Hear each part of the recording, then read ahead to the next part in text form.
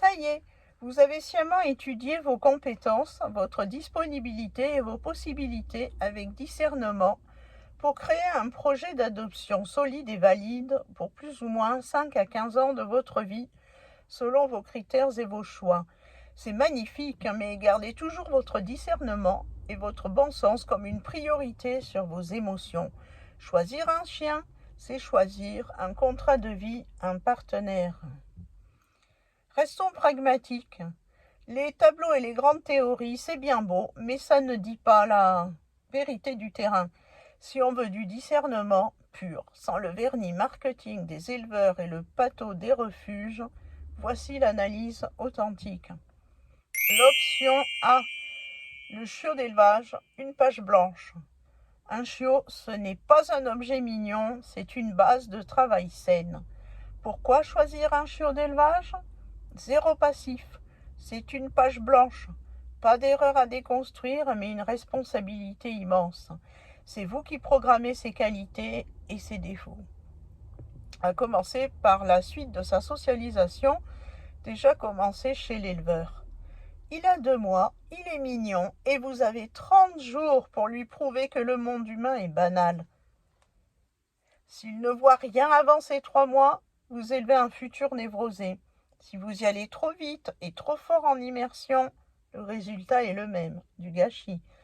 Ici, tout est question de dosage, de compréhension du chiot, de ses besoins vitaux et personnels. C'est tricoter de la dentelle fine de précision pour créer une œuvre d'art. Et ce n'est que le début de l'aventure.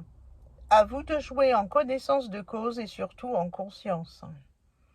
Ce que vous payez réellement, l'investissement. Entre 1300 et 2000 euros en moyenne, voire beaucoup plus pour la rareté. Mais est-ce bien raisonnable de chercher cela alors qu'il y a de nombreuses races intemporelles reconnues pour leur qualité ? De même, les races en vogue représentent un défi génétique de dégénérescence commerciale au détriment de l'excellence. Restez donc très vigilants. Faites-vous accompagner par un professionnel sérieux dans vos choix. Vous achetez un chien en devenir avec la traçabilité. Inscription LOF, ADN, test de santé, tempérament des parents, prévisibilité du profil, du caractère et des aptitudes de l'animal, ainsi que le service après-vente professionnel du passionné. C'est déjà bien, mais c'est pas tout. Vous payez aussi pour le travail de l'ombre. La sélection des géniteurs très poussée, l'entretien et soins des chiens pour l'excellence, le prix des trajets et saillies compatibles, la maternité et la surveillance des chiennes, le sevrage, la pré-socialisation des chiots, des sorties en exposition ou en concours pour montrer l'excellence et l'harmonie du profil, du caractère et des aptitudes des chiens de son élevage, gage de qualité absolue. Et le travail administratif réglementaire du gestionnaire. C'est l'option potentielle et prévention des risques numéro 1 pour un projet chien de sport, de travail ou de famille. Mais attention, même avec des garanties maximales de l'éleveur, si vous n'êtes pas prêt à bosser 1 an et plus pour parfaire la socialisation de votre chiot, le comprendre et façonner ses aptitudes afin qu'il s'adapte à votre mode de vie dans le respect de ses besoins et la cohérence des apprentissages adaptés, vous gâchez un investissement colossal. L'élevage vous donne l'outil, c'est à vous de produire votre œuvre d'art. Où chercher les sources fiables ? Pour trouver la perle rare, fuyez les annonces anonymes. Allez voir les clubs de race. Ils connaissent les mariages à venir, les éleveurs passionnés et les réformés d'élevage. Ils vous renseignent mieux que quiconque sur votre race de prédilection avec le recul nécessaire pour vous guider vers la solution la plus adaptée à votre projet d'adoption et avec transparence. La Société Centrale Canine et le site Chiens de France pour répertorier les élevages par race et département et entre autres les portées à réserver. Vous y trouverez tous les renseignements utiles et professionnels pour affiner votre choix et prendre contact. Les réseaux sociaux sont les vitrines des éleveurs pour annoncer les mariages, les naissances et les suivis des chiots. Vous pouvez les contacter en MP. Le terrain. Prenez rendez-vous, visitez et jugez l'état d'esprit de l'éleveur autant que la propreté des lieux avant de tomber en adoration devant les chiots. Ici, le discernement reste le roi du choix. Dans mon expérience d'éleveur, je n'ai connu que des professionnels éthiques et passionnés. Mais peut-être reste-t-il quelques usines à chiens où la maltraitance se sent comme le vent frais qui passe. Le carton rouge, le piège à éviter absolument. Attention aux substituts affectifs. Si vous créez un binôme fusionnel pour combler votre ego ou compenser un sentimentalisme trop présent, vous fabriquez un chiot dysfonctionnel. Votre protégé a besoin d'une référence de sécurité, de cohérence et de bon sens, pas d'un doudou humain. Conclusion. Le chiot d'élevage, c'est le luxe de la maîtrise. Mais n'oubliez pas, une page blanche, c'est magnifique tant qu'on sait tenir la laisse. Si vous n'avez pas les mains expertes, vous risquez de compromettre l'équilibre de votre chiot avant même de l'avoir révélé. L'option B, le jeune déclassé ou l'élevage autrement. C'est un sujet que peu d'éleveurs abordent franchement. Pourtant, c'est une mine d'or pour celui qui sait choisir. C'est l'option du prêt-à-vivre. Qu'est-ce qu'un déclassé? Ne vous fiez pas aux mots. Un chien déclassé, ce n'est pas un chien défectueux. C'est souvent un jeune espoir de l'éleveur qui, à 5 ou 12 mois, ne remplit pas un critère ultra précis pour la reproduction, comme une dent manquante, une taille trop grande ou une robe pas assez marquée. Pour vous, c'est une opportunité royale. Pourquoi choisir cette option? Le gain de temps et d'argent. C'est l'option pour ceux qui ne veulent pas passer par la case serpillière et nuit blanche du chiot. Le tempérament est fixé, on ne devine plus, on voit. On sait s'il est calme, driver ou protecteur. La propreté et les bases. Souvent, l'éleveur a déjà fait le gros du travail de la socialisation et l'éducation de base. Le chien connaît la vie de maison, la laisse. Il sait rester immobile et évoluer dans des situations extrêmes en restant sage et distingué. Se laisse toiletter et soigner sans sourciller. C'est une perle dans un corps jeune et disponible. La santé vérifiée. À cet âge, s'il a 12 mois, les tests définitifs sont faits, voire la confirmation. Zéro surprise sur la croissance et la morphologie. Le prix? Il a passé du prix maximal du chiot mignon. Il est décoté alors que paradoxalement, il est prêt à l'emploi. Les prix sont très variables.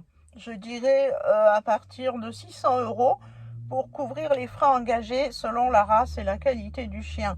Mais cela est à négocier avec l'éleveur. Où les trouver?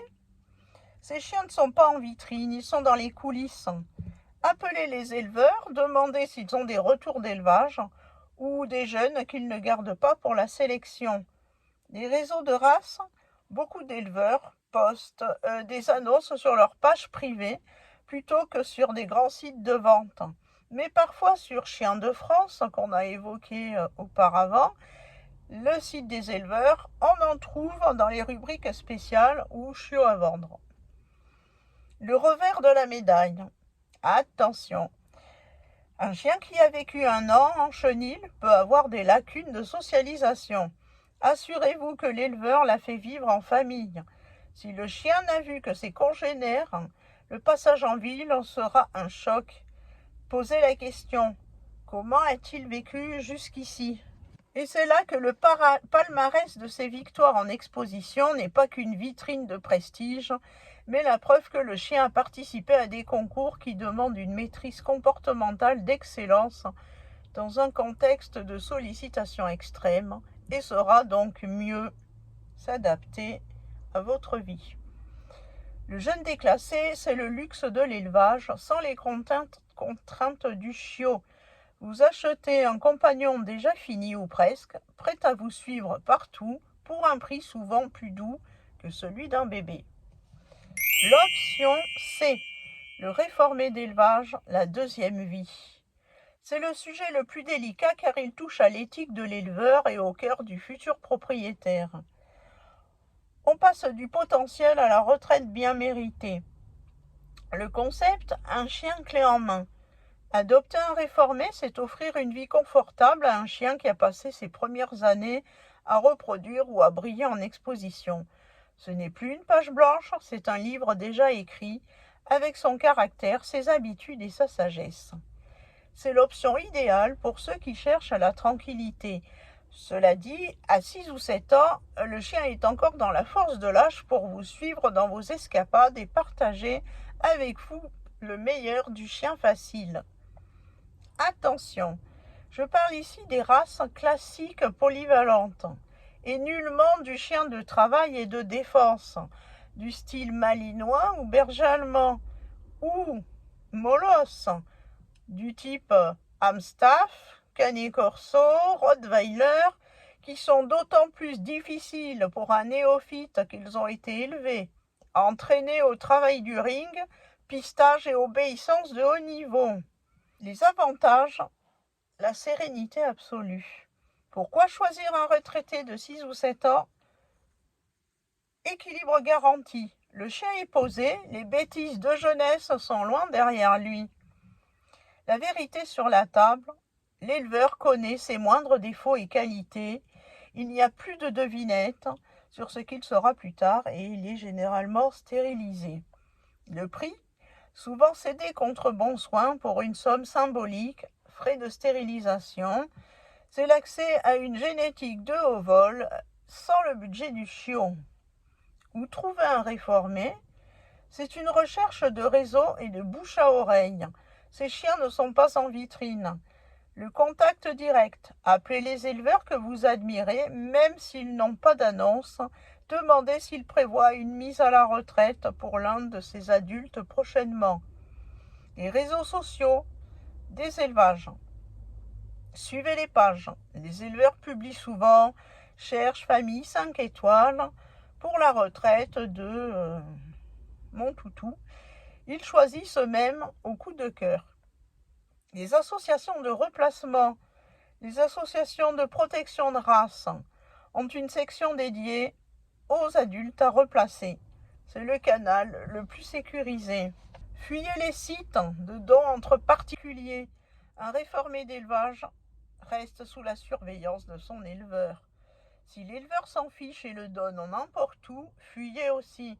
C'est un marchand de chiens, pas un sélectionneur. La vigilance, le choc des mondes.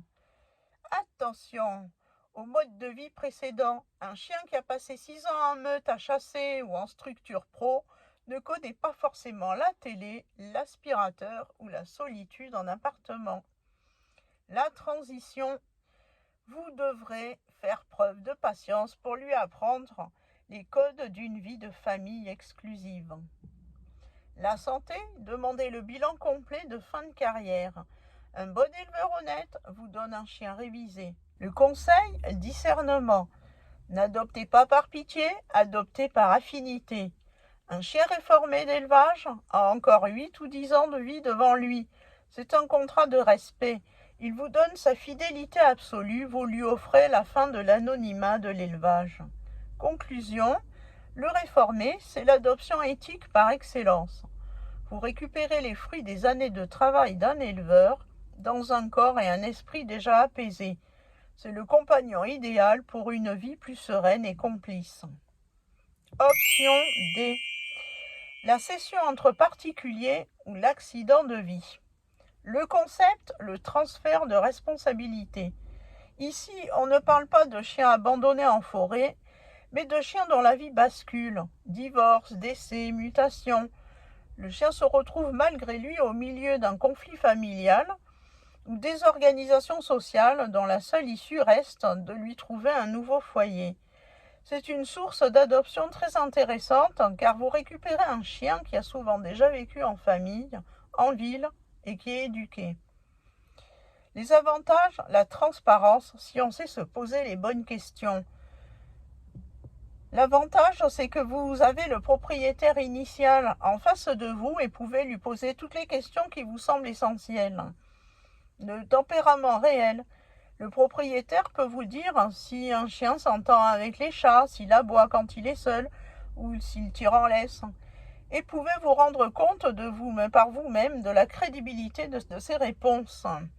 Testez l'animal dans des exercices d'éducation.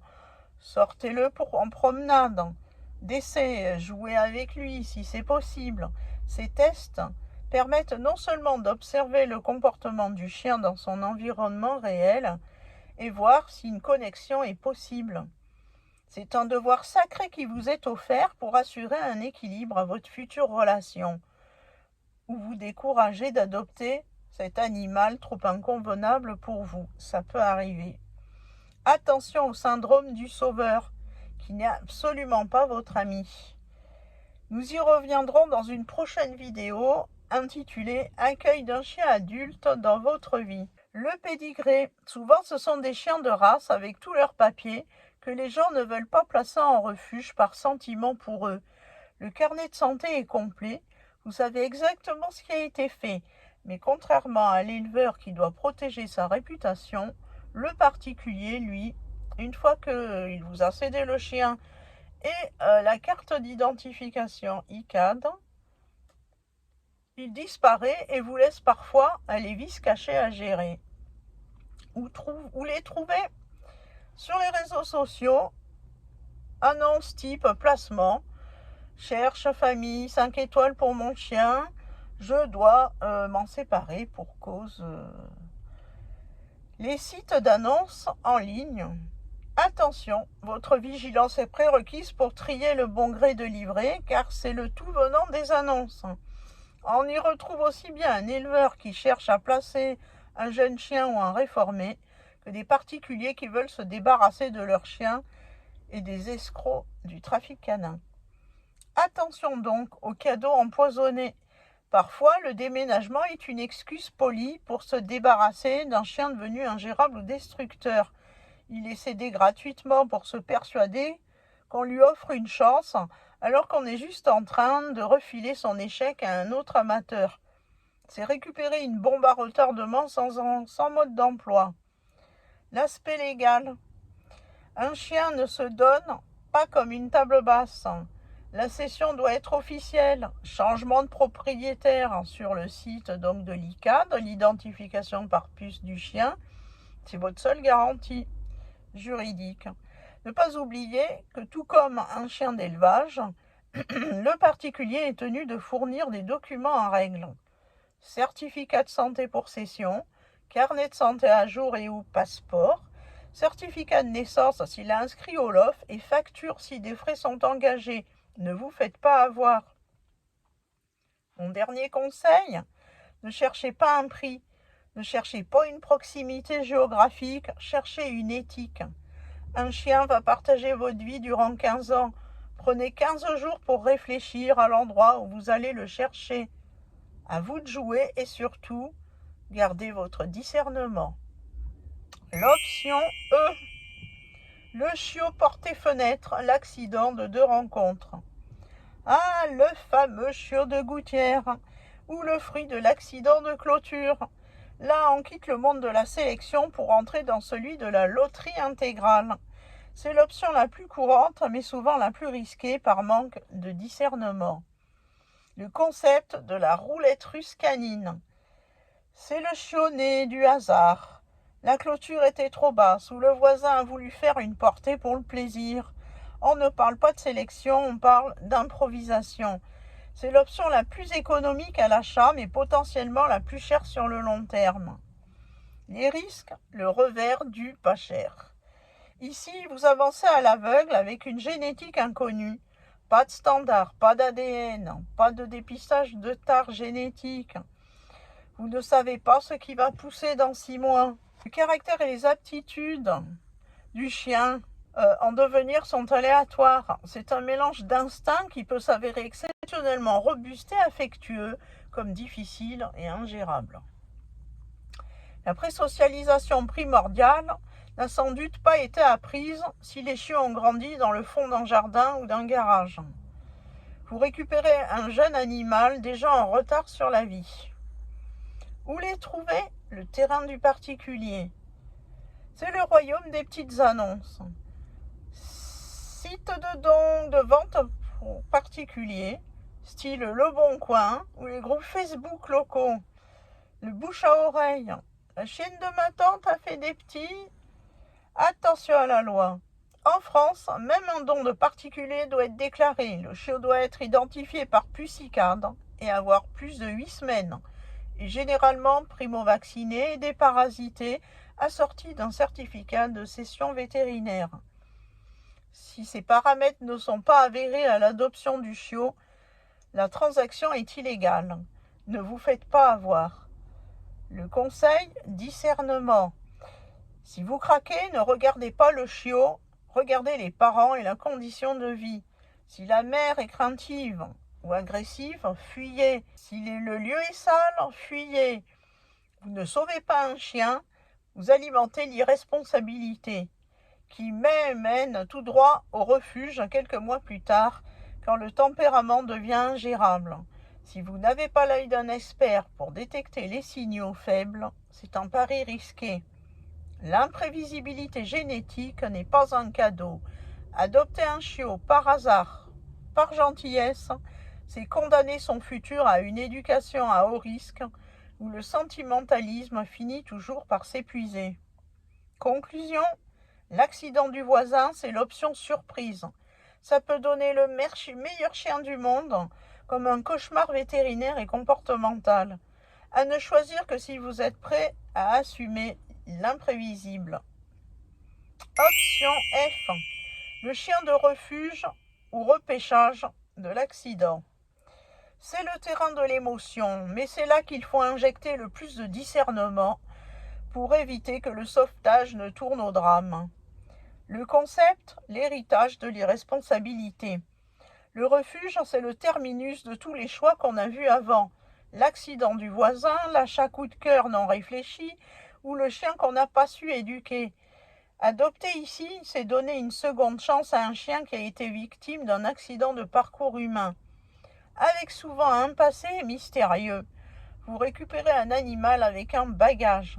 Parfois c'est léger, parfois c'est une valise pleine de traumatismes. La réalité que vous allez trouver n'est pas une boutique, c'est un centre de tri émotionnel. La vérité sur le marché du recours. On va arrêter de se raconter des histoires de Disney.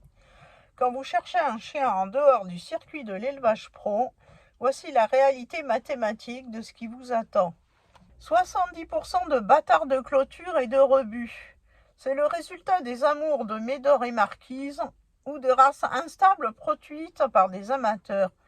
Ce sont des chiens mal nés, rescapés d'usines à chiens ou des élevages illégaux, mal éduqués, souvent maltraités ou avec une santé en carton. Vous ne récupérez pas un chien, vous récupérez un passif lourd. 20% d'irrécupérables. Ce sont les réactifs, les peureux profonds ou les agressifs, des chiens brisés par l'incompétence de leurs anciens maîtres. Même avec toute la bonne volonté du monde et des années d'éducation, ils resteront des bombes à retardement. C'est la vérité qu'on vous cache pour vous inciter à adopter. Seulement 10% de vrais placements. C'est la perle rare. Le chien bien né, équilibré, qui change de foyer pour une cause familiale réelle et incontournable. Un décès, une maladie grave. Ou cherchez de sources sérieuses. Ne vous précipitez pas sur la première cage. Les refuges locaux, SPA et indépendants. Allez-y plusieurs fois, promenez le chien, testez ses réactions. Le personnel du refuge fait de son mieux pour vous orienter vers le chien qui pourrait correspondre à vos critères. Mais derrière des barreaux, un animal ne montre jamais son vrai visage. Le chien vous apparaîtra chez vous 3 semaines après son arrivée. Généralement, une telle association met en place un contrat d'adoption avec suivi et vous délivre les meilleurs conseils de bienveillance. Mais il manquera toujours l'avis du professionnel canin, son recul et son objectivité sur chaque chien proposé. Les associations de races spécialisées, dont on a déjà parlé, se reporter à l'option B et C. Les réseaux Seconde Chance. C'est un portail qui centralise les annonces de centaines de refuges pour filtrer par âge, taille et caractère. Le problème, tout le monde vous vend les 90% de chiens problématiques en les faisant passer pour les 10% de placements honnêtes. Sans un discernement de pro, vous jouez votre tranquillité à une chance sur 10. Le conseil ultime, gardez son discernement absolu.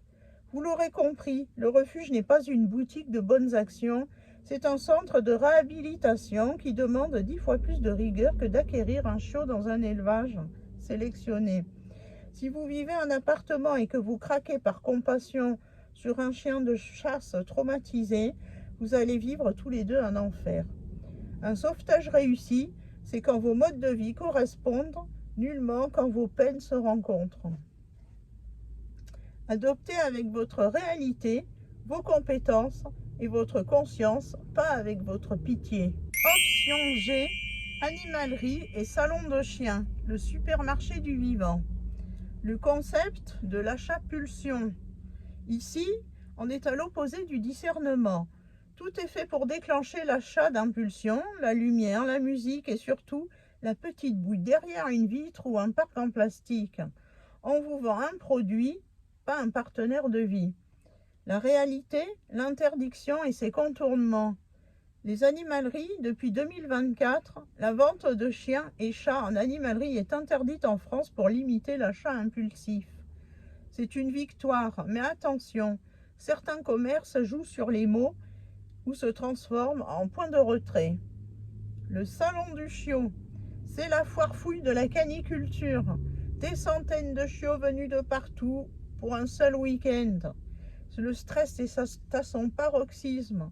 Le risque sanitaire, les maladies parvoviroses, toutes chenilles et démultipliées, c'est la socialisation est réduite à néant par le brouhaha permanent. Pourquoi c'est un piège? Vous n'avez aucune garantie réelle. La provenance, souvent des chiens d'usine, où la sélection génétique et le bien-être des parents sont le dernier des soucis. Le suivi, une fois le chèque encaissé, vous n'avez plus de mentor. Si le chien développe un trouble du comportement ou une maladie dans 3 mois, vous êtes seul face à vous-même, pas face à un éleveur passionné. Le conseil, discernement absolu. Si vous devez faire 3 heures de route pour aller voir un éleveur dans sa forêt, faites-le. N'achetez pas un chien parce qu'il est disponible tout de suite sur un salon. La disponibilité immédiate, c'est l'ennemi de la réflexion. Un être vivant mérite mieux qu'un passage en caisse entre 2 churros. Où trouvez votre chien? Vous êtes novice? Prenez un jeune chien déclassé chez un bon éleveur ou un réformé. Vous évitez les erreurs d'éducation et les surprises génétiques. Vous êtes un expert et avec du temps, prenez un chiot d'élevage et assumez votre création. Vous avez un cœur et les reins solides, tentez le refuge, mais choisissez avec vos yeux, pas avec vos larmes. Vous voulez jouer à la roulette russe? Allez chez le voisin, mais ne vous plaignez pas si votre chiot ressemble à rien et ou s'il devient difficile à gérer. La seule vraie question est la suivante. Avez-vous le discernement nécessaire pour assumer ce que vous ramenez chez vous? L'éleveur sélectionne, le voisin improvise, le refuge répare, mais à la fin, c'est vous qui éduquez.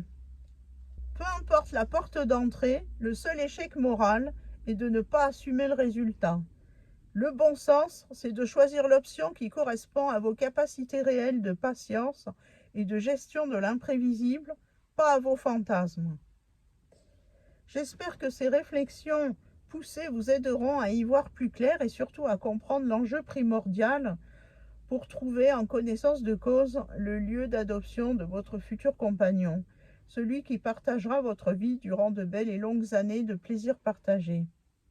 Prenez le temps de visionner cette vidéo et de la revoir si nécessaire.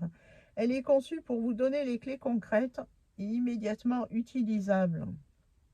Mon but est avant tout de partager ce qui fonctionne et d'aider chacun à avancer sans barrière. Si le sujet vous parle, n'hésitez pas à vous approprier tous les outils que je vous proposerai dans les prochaines vidéos dédiées aux chiens et à leurs humains. Il n'y a aucune obligation, seulement une porte ouverte pour ceux qui veulent approfondir le sujet. Si vous voulez cheminer à mes côtés et ne pas manquer les prochains épisodes sur le monde du chien, je vous propose de vous abonner. C'est le meilleur moyen de construire ensemble une communauté basée sur le respect et l'authenticité. Le quotidien avec un chien est une école de patience et d'amour. On se retrouve très vite pour la suite de la série et d'ici là, profitez bien de chaque instant avec vos poilus. Bye bye.